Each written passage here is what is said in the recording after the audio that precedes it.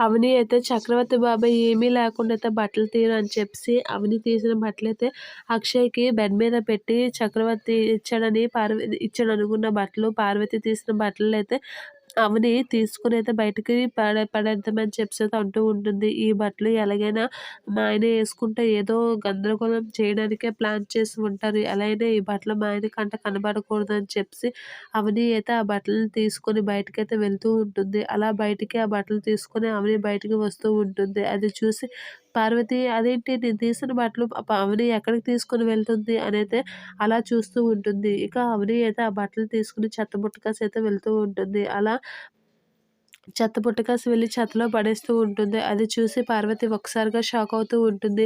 ఏంటి అవని ఏం చేస్తుంది అనైతే షాక్ అవుతూ ఉంటుంది. ఆ బట్టలని తీసుకొని వెళ్ళి చెత్తబుట్టలో పడేస్తూ ఉంటుంది. అలా పడేస్తున్న బట్టలను చూసి పార్వతి ఒకసారిగా నేను తీసిన బట్టలని తెలిసినా సరే అవని అలా చేయడం ఏంటి అని చెప్పేసి ఆ బట్టలు పడేయడం చూసి చాలా షాక్ అయ్యి అలా నిలబడి ఉండిపోతూ ఉంటుంది పార్వతి.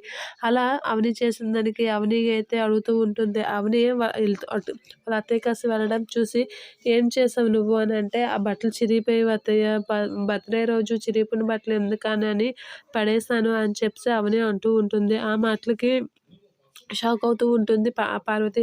కొత్త బట్టలు చిరిగిపోవడం ఏంటి? అవని ఏం చెప్తుంది అనైతే షాక్ అవుతూ ఉంటుంది. అలా షాక్ అయ్యి ఏం మాట్లాడకుండా అలా కామ్‌గా ఉండిపోతూ ఉంటుంది. అయినా అవని ఇలా చేస్తుందని నేను అస్సలు అనుకోలేదని మనసులో అనుకుంటూ ఉంటుంది. ఇక అవని అయితే అలా చెప్పేసి వాళ్ళ అత్తయ్య దగ్గర నుంచి అయితే ఇంటి లోపలికి వెళ్ళిపోతూ ఉంటుంది. ఇక అవని చేసిన పనికి అయితే పార్వతి చాలా ఫీల్ అవుతూ ఉంటుంది.